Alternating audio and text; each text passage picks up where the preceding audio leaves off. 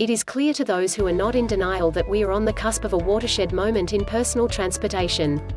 In Europe, electric vehicle sales are showing the kind of growth that, despite relatively small numbers so far, will mean much bigger market share in just a few years. But electrification is not the only change taking place. Could car ownership itself be as much under threat as the internal combustion engine?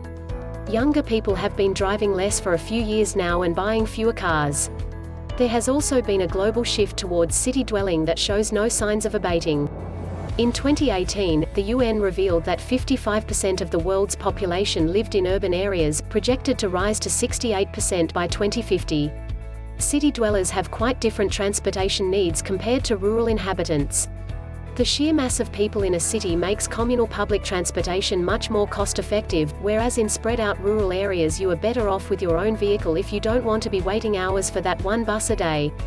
Cities are also starting to introduce charges for using personal vehicles, with extra fees on the top for more polluting vehicles, such as London's ultra-low emission zone or Bristol's clean air zone. Allied to this, UK cities are adding lanes for cyclists, with varied reception from local inhabitants, which incentivize bikes while increasing traffic jams.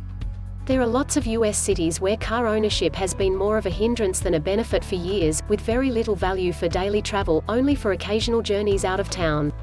If you live in Manhattan, for example, the need for a car is minimal, and actually more of a liability.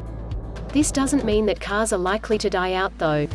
With around 1.4 billion of them in the world and 60 million of them newly added or replaced every year, our global addiction to personal vehicular transportation will take ages to change, if it ever can, in countries where automobiles are identified with freedom, such as the USA.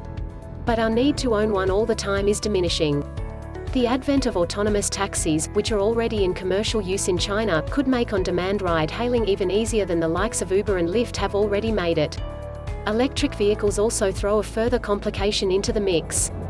As evangelical as EV early adopters might be, most mainstream car buyers are reticent about switching over from the familiarity of internal combustion engines.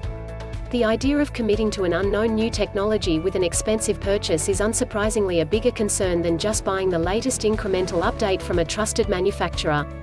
New cars are usually the second most expensive item to buy after a home, so no small investment.